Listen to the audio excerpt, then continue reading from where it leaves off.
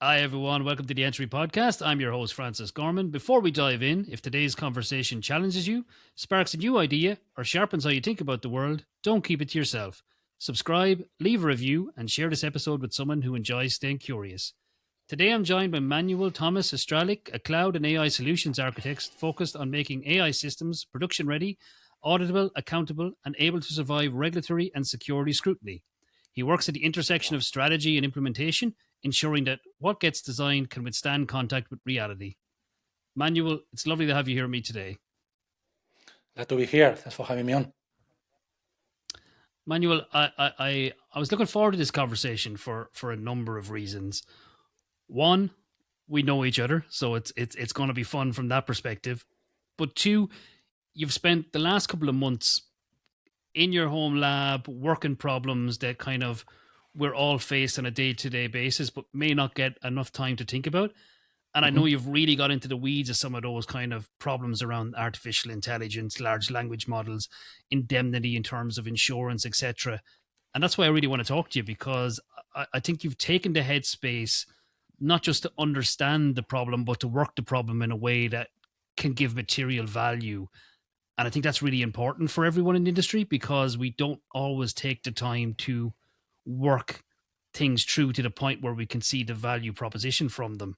So I'd like to start by maybe asking you a little bit about, what have you been working on in the last couple of months, and what are the key thematics that have come to life for you?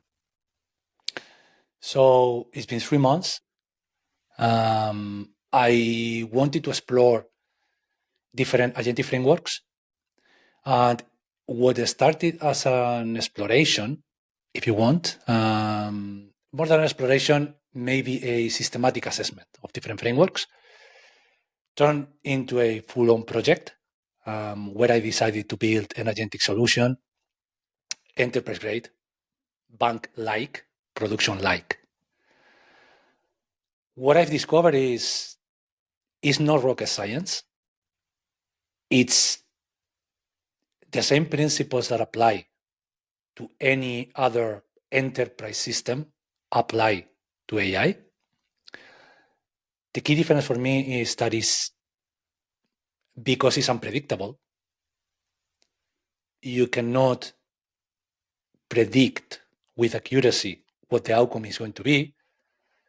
You need to evaluate and base all of the decisions on real data. So I took an approach, I used evaluation-driven development, where I didn't make any assumptions. Everything had to be evaluated and only make decisions once I could make them properly informed.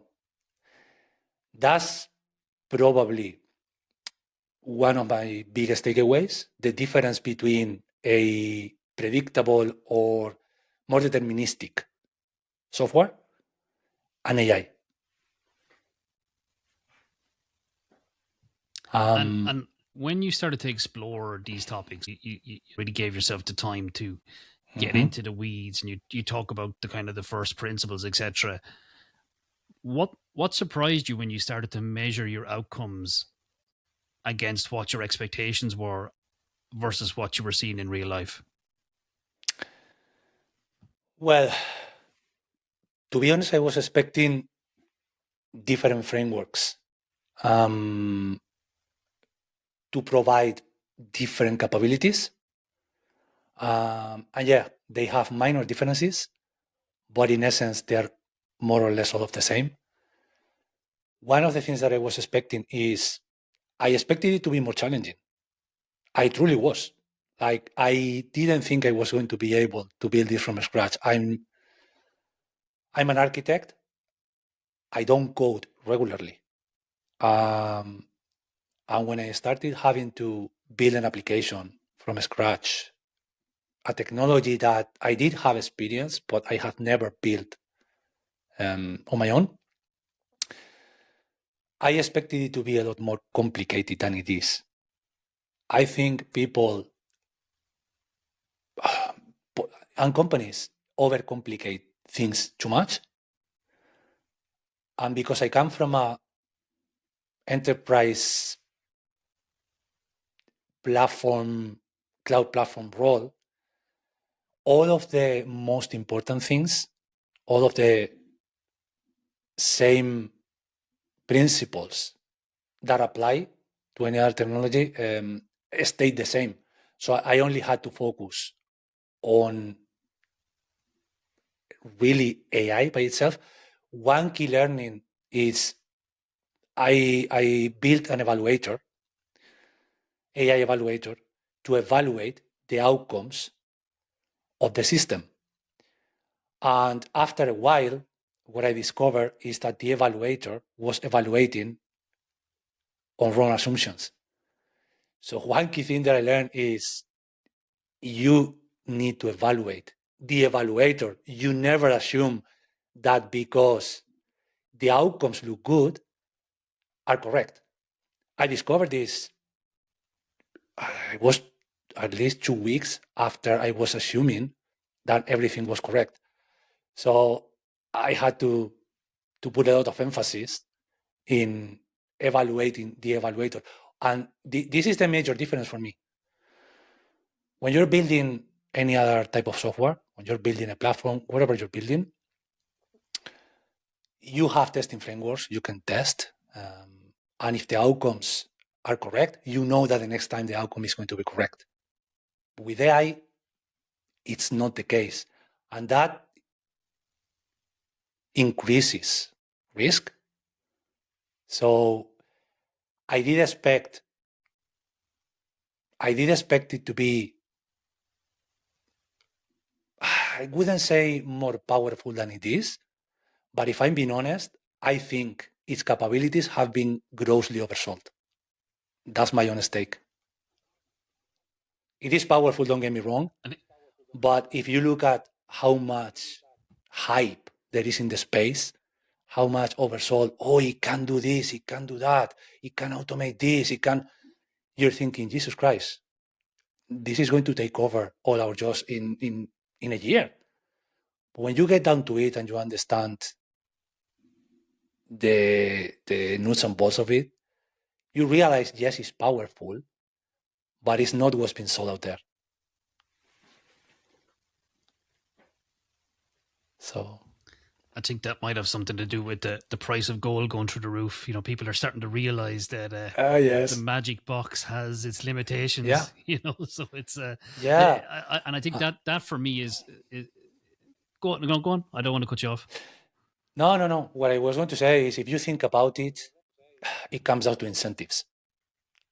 Because hype drives FOMO. And fear sells. So the space optimizes for what sells. And to be honest, this is one of the reasons why I tasked myself with building in public and sharing the outcomes, is because I think people deserve better than what they're often getting. And all of this noise in the space, I thought, Jesus, if I can help people make, I don't know, ask better questions, or if I can help them avoid some of the mistakes that I or other people have made, if I can go through some of that noise, that feels useful. So that's why I started. Also, I did it also for myself. I think we humans find meaning in our contribution to others. So I suppose all of this exercise is a way of meaningfully contributing to others and finding purpose. So it's very noble, Manuel, and what I've really come to see over the last 2.5, 3 years is AI's ability to present you with information that looks accurate, yet blind you to the fact that it's been skewed or made up, is quite frightening. And as more enterprises roll this out across their organizations, the whole principle that we have in security of trust but verify almost needs to become part and parcel with that rollout. But humans like comfort, and comfort doesn't like the rigor of validating every line that comes out. In Mhm. your opinion, and I'll take this from a personal capacity more so than the lessons you've learned,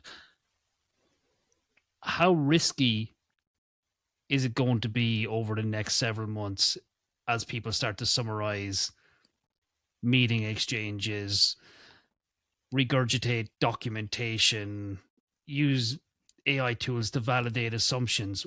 Where is that going to Mhm. lead to? I think there are two key angles that I like to take here. One of them is, and I'm going to use an example, maybe, to use this. A project manager was telling me a few weeks back his method to deal with a sudden handover when the next day there was a stakeholder meeting. So new to the project, sudden handover, you have a stakeholder meeting, you have to provide the status of the project and so on. So his method was dump everything. And when I say everything, is Teams conversations, project plans, emails, dump everything into an LLM. And then it will summarize it for you. So then you just have to remember the key points that the LLM has extracted. When apart from feeding sensitive information to a public LLM, which is what he was doing, not maliciously, don't get me wrong. He was just trying to remove friction and be efficient. He walked into the meeting with wrong assumptions. So he walked into the meeting with a brief that looked correct, but it wasn't. And he told me, man, I looked like a fool. I made a fool of myself because I was presenting something that wasn't accurate. And people noticed. They had been in the project for long. They quickly realized. So I think one of the dangers is, yes, you humans, and the more, see, AI feels authoritative. It feels confident. So the more confident and more authoritative, and the more times it gets it right, the more comfortable we become, and the more we trust it. That's going to get it right. So, yeah, I suppose the risk is we stop, and I'll now connect with the other point. I think we're going to widely lose the ability to question the machine.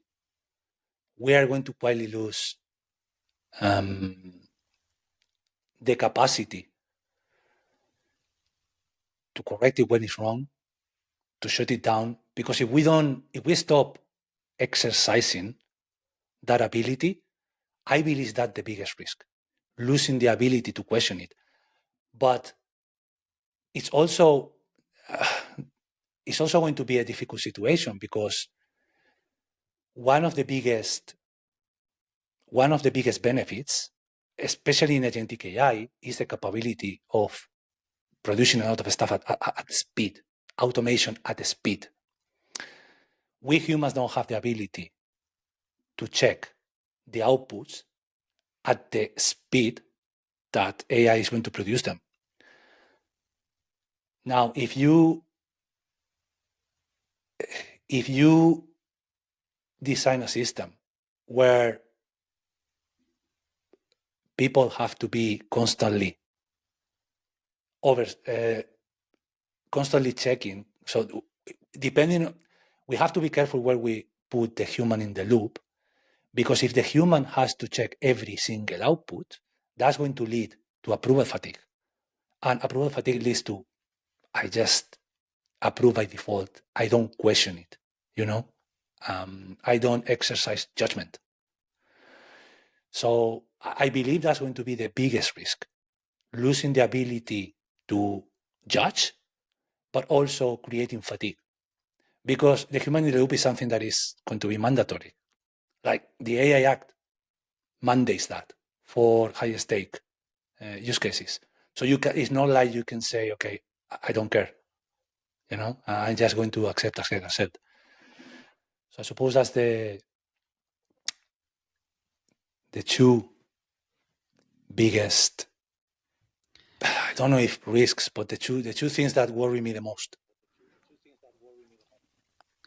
And I think when you extract them, they're very real things to be concerned about. I see it myself all over the place, not only through doing podcasts and talking to lots of intelligent people like yourself, but I also see it in external factors. And what I mean by that is I recently had to join Instagram for the podcast to help with distribution against my best notions, and in there the platform is so heavily focused on what I would say amassing wealth through artificial intelligence. And you've got all of these influencers telling the next generation, you'll make 30 grand a month by putting this into chat GPT and clipping that into here and putting that into this AI tool, etc. And it's like a race to the bottom. So I think your part where you said people will lose the ability to question the machine, if that's your reality and it's been reinforced over and over again through the platforms that you're consuming, your assumption from your personal life will be this is easy, this is easy money, this is easy work. I don't have to spend time going through the pain like you did over a number of months to hit those walls, to find those limitations, to understand that actually I've been led down the garden path here for 2 weeks because my assumption was the machine that I created to evaluate the development in itself was actually lying to me. And that's what it's doing. It's creating a false pretense. But as you said, iteratively, it is empowering you to feel like your baseline. And you could easily take that and publish it. Another LLM will pick it up and go, here is this great work that we've seen come out of Manuel Tomas, and they spit out a blog post, and that becomes someone else's reality. And all of a sudden, the provenance, the lineage, the understanding of the fundamentals get eroded. And I think you put it lovely there. We will lose the ability to question the machine. So I think critical thinking, communication, validation, rebaselining your assumptions are all skills that people need to double down on now, not to throw away. Manuel, one of the fascinating things that I was reading from your blog posts was your considerations around indemnification for some of these products in the AI space. So, will insurance companies stand over agentic AI? Can you bring some of that to life for me, please? That recent blog you wrote about this topic. So what I did there is I was doing a bit of research on how are insurance company addressing professional indemnity in the era of AI, especially for agentic. And to summarize it, there's Lloyd's of London was advising insurers to carefully consider coverage, excluding coverage for AI. Berkeley's insurance has completely excluded AI from professional indemnity completely. So 100% no insurance. And there are a few other companies or big insurers, if you want, insurance underwriters that are asking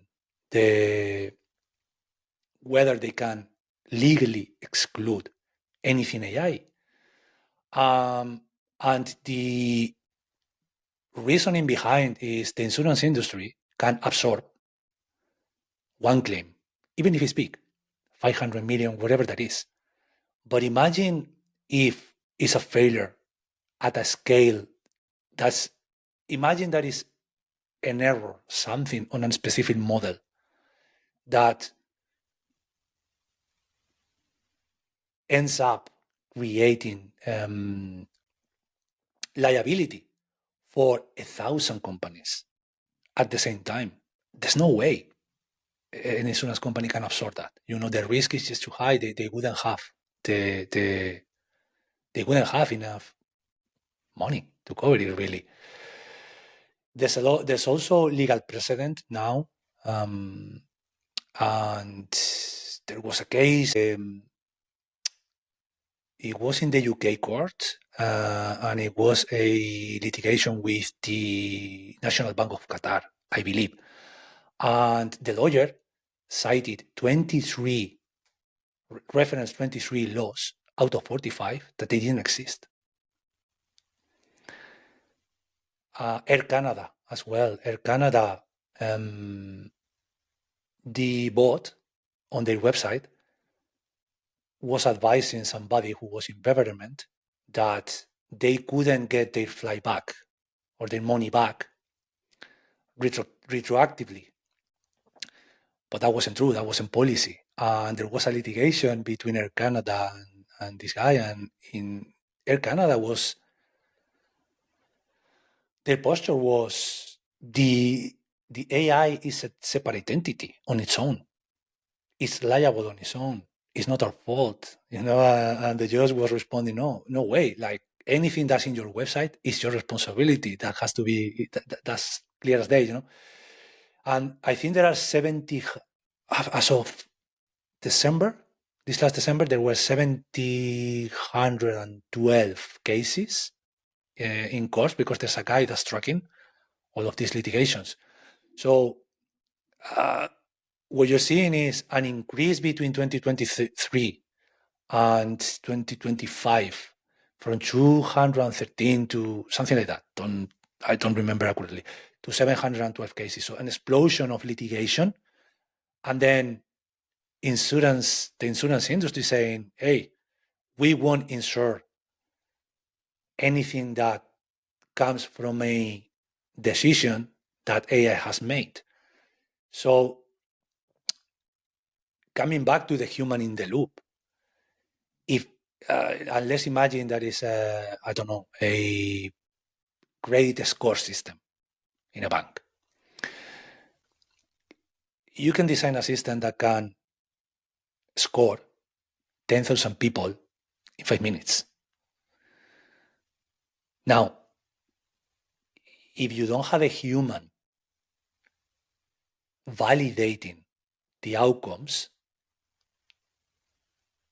you are liable. There's no way.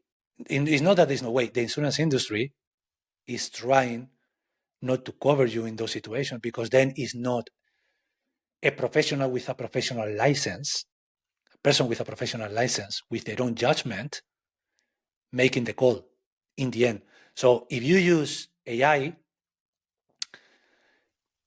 to automate the parts of the work that can be automated, that's fine. Use the technology. It's there to be used. But if you automate human judgment on the system, may get 1,000 or 2,000 of those wrong, is that you're exposing yourself to liability. And it's law. It's not only the insurance company, it's law. In the EU, with the EU AI Act, Article 14 and Article 26, is mandating human oversight for high stakes use cases. So it's an interesting tension between how do we take advantage of the technology while we stay in control, while we make sure we don't expose ourselves to litigation, or we abide to regulation. So yeah, it was an interesting. I was going to say I'm listening to you here and I'm laughing a little bit inside for two reasons. One, we're selling AI to streamline process and reduce headcount, and two, we're also selling it to remove humans in order to achieve those two pieces. Where in reality is the insurance companies have said that's lovely, but unless there's someone I can hang this on, we ain't signing off. And I think it's back to your point. Will we lose the ability to question the machine? So even if you do have a human on the loop or in the loop or beside the loop, will they come complacent to the fact that the loop is right 90% of the time and miss the 10% anyway, because it's basically a tick the box exercise. But something else that kind of strikes me here is a lot of organizations are going to be 3/4 ways down the road in building the technology, deploying the technology, and probably about to put it live before it even dawns on them that they may not be able to get insurance coverage if something goes wrong here. So, like, I think this to me actually creates considerations that we have to rework the product lifecycle. You almost need to validate all of your assumptions up front before you go into build and spend all that money and time and effort on resources, on technology, on data, etc., to understand actually, is this dead in the water before I even start? And very few organizations are going to think out the gate, am I insured? Yeah. And that's why I started digging into it, because I didn't see it anywhere. And it's something that I kept thinking, it doesn't matter how powerful it is, if you're liable for it, if you cannot get insurance for it, then what? Nothing else matters. Really, nothing else matters. It can put you out of business. And one of the things that I think organizations need to consider, when you have human in the loop, and this is coming back to what you just mentioned about approval fatigue or losing the ability to validate the outputs, to judge the outcomes, the way, and this is my take, the way I would suggest people do it is, and do not, if you just present someone with an outcome, okay, this is the credit score, approve. This is the credit score, approve. What you're doing is handing over that judgment to the machine. But if you surface all of the information that AI used to reach that conclusion, what were the inputs, what was the reasoning, and what were the outcomes, and you force the person to acknowledge that they have reviewed all of that provenance, I think that's how you, in a way, yes, there is more friction, yes, it's slower, but I think it's the only insurance policy that you have, to make sure that otherwise people are going to be disengaged. And when it comes to automation, the technology is really powerful, but if you try to automate, if you try to do end-to-end zero-touch automation in a high-stakes use case, I think you're done for a ride. So the way I would think about this is, most organizations don't understand the technology well enough. And part of the reason is, if you look at what organizations are doing, they invest in advisory to create a strategy and then spend months building POCs. Then they are struggling to get anything into production. I would completely flip it. If you first need to understand the technology before you start the strategy. So my view is, identify a use case, one that is low stakes and simple enough, but it's painful, something that can be automated. Ensure that AI can help. And if it does, run it all the way through production, because you're going to learn more in 2 weeks of building and deploying something to production than in months of POCs and slide decks. And then get the learning and use it to inform your strategy. In the end, and this is my personal opinion, I think most AI strategy is just expensive procrastination. It feels like progress, But if you're not really building anything, it's just theater. It's funny you say that because I had Glenn McCracken on a few weeks ago, and he said I've never seen anyone with a PowerPoint strategy, and AI is just another tool. So, I think the crux of it was you have a business strategy, you have a technology strategy. Some of the tools in there may be AI, but it doesn't need a standalone thing. It's an interesting way of looking at it. Manuel, I have to ask you, what drives your curiosity? What drives my curiosity in the space in general, in AI? In general, so Okay. we've worked together in the past. Yeah. I know you came to Ireland. You have this enormous resilience, this enormous human resilience to not just reinvent yourself, but to focus intensely on a problem and to better yourself, if it's physically or mentally. You have that drive. So I think I'm always fascinated around curious people, and curious people make the world work because they like to pull at the thread and see what unravels. So what drives your curiosity in life? We don't have So, to specifically talk AI. yeah. So I think, honestly, when I see a problem, I find it very difficult not to solve it. It's how I'm wired. I find it very difficult to leave a problem alone, if that makes sense, if I haven't solved it. I also find, and coming back to the purpose and the meaning that I was mentioning earlier, I also like to share what I discover. I don't like to keep things to myself. But what drives my curiosity is possibly personal growth. Because when you're curious, and especially when you put yourself in situations where you have to figure out, like I did when I came to Ireland with no network, no contacts, I had to rebuild myself from scratch, my reputation, everything. That's humbling and it's clarifying, but it put me in a path of sustained growth because I had to adapt to a new country, a new culture, new ways of working.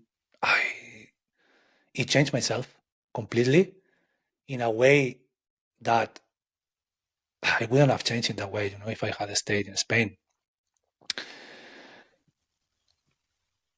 So I'm always drawn to the uncomfortable path, not because I like difficulty, but because that's where growth lives. There's no growth in comfort, and I think you said that at the beginning of the episode. There's no growth in comfort. So you need to step out of your comfort zone, and I think that's one of the biggest drivers. It's also intellectual stimulation, and when I look at my trajectory, and this is more on the professional side than the personal side. But when I look at my trajectory, Bank of Ireland is the company I've worked for the longest, 6.5 years. But I've been in 3 different teams with 3 different roles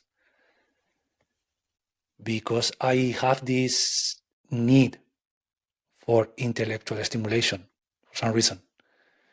So if you take those two, the need of intellectual stimulation with this, it's not hunger, it's just when I feel comfortable, I start wondering, there is something that I'm not learning. You know what I mean? So I suppose that's what drives me. To improve myself, to grow, to experiment, and to share what I learn. So there's always been something in my life that forces me to grow in one area or another area. That's been a constant forever. And it's good in a way because it allows you to do well if you want professionally, but it can also be at times it can also be draining because you don't know where to stop.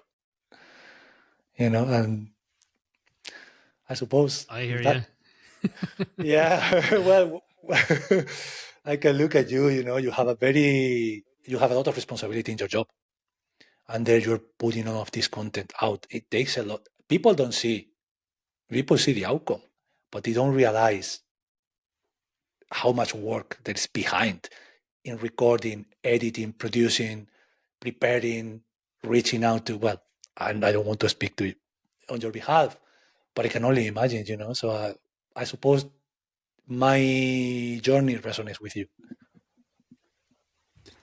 And I think that's fair, and I know exactly where you're coming from. If you ask my wife, she'll say that the podcast guests and my colleagues see more of me than she does. So I have to be conscious of that as well and carve out some family time. But I think there is that drive, and I'm very like you. I see something and I have to understand it. I don't just have to. Seeing it is not good enough, if that makes sense. I need to take it apart. If it's an engine, I need to pull it apart. If it's an AWS stack, I need to rip it down. And I suppose that's how you learn. And I think that's the point I was trying to make earlier in the conversation, that the greatest learnings come from the pain you encounter on the things you don't know now. And a lot of people are going to lose out on that. And I actually feel a bit sad about that. That if you don't go through the pain, if you don't have the late nights. I remember in 2010 building a software defined network on a Unix system, and it just wouldn't work. It just wouldn't work. Mininet, I think, was the simulation program. And then one day it clicked, and it was so simple. When it clicked, it just made perfect sense. But to get it to click probably took me 5-6 weeks of banging my head off a wall, rerunning the configuration, reevaluating my address ranges, trying to understand why the nodes were just not operating in the way that they should. And I think at the time I couldn't type into a Chat GPT or a Gemini, how do I do these things? But I even find out now, if I ask certain questions, and I'll give you an example. If I go to Chat GPT and I say, I'm using Adobe Audition to edit podcasts, I want you to assume the role of an expert sound professional. I want you to give me the configurations that I need in Adobe Audition to ensure that I have high quality audio outputs without distorting the baseline frequencies or without making the voices too pitchy. Every single time it'll give me a slightly different variation. But I spent years working in Win Lane and screen scene and post-production. So I know that those variations have a high amount of probability on the outcome of the product. Mm-hmm. But to be curious and to see what it sends back, you want to tweak and try and see, does that give me a little better outcome? Actually, the sound was a bit bad because we're remote and we got a bit of boom. But it's not consistent. And that consistency only comes from pain, from working the problem, from understanding the outcomes. And I'm sad if we're going to lose that. So it is something that I'm going to watch for. Manuel, before we finish up, you put a lot of focus on security. If you're to look out over the next 12 to 18 months, what worries you most in the AI space in terms of security risk? I think if you look at where the space is going, with the push for autonomous agents, and what's coming out right now, which is tool registries, agent registries, agents advertising their capabilities, so then other agents can dynamically discover and invoke tools and other agents. Networks of agents coordinating between each other across clouds, on-prem, at the edge. The complexity is going to explode, and all of these new network, not just network, but all of these new communication flows that sometimes you cannot anticipate because it's, like I said, dynamic discovery and everything. I think the biggest risk is not being able to lose visibility of what's happening and not having the ability to control what tools, knowledge bases can this agent access, what other agents can this agent, because it's not codified, like it's discovered at runtime. It's not in the code. So I think the complexity is going to explode. And the biggest risk is that we don't have a unified control plane where you can enforce policies, access, rate limits, where you have all of the logging, all of the traces, everything in one place. But the biggest risk, rather than being something specific, which I think was going to bring the biggest risk, the difficulty to centrally manage all of this, is probably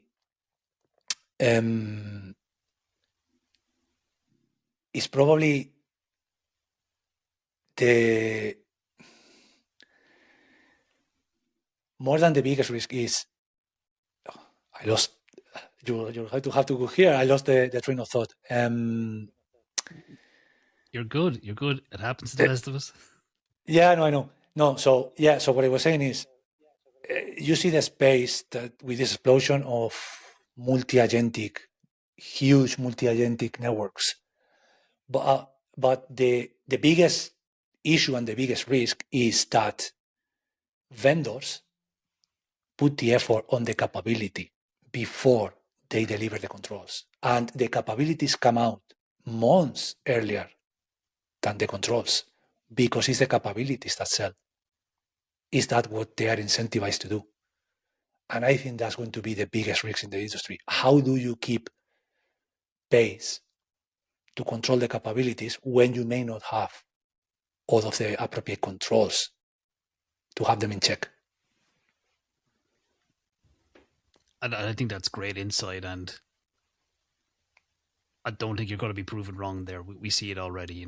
It's a vendor first market. Push out the dream and then follow on with the security once the dream is selling. Manuel, I really enjoyed the conversation. We're going to wrap it up now, but if people want to find you, I'll stick your details into the episode description. So if anyone wants to get in touch with Manuel and leverage his expertise and his deep learnings in this space, check out the description on the episode and you can get all of his information there. But Manuel, I really appreciate you coming on and thank you for taking the time out to speak with me today. Oh, thanks very much. It's been my pleasure.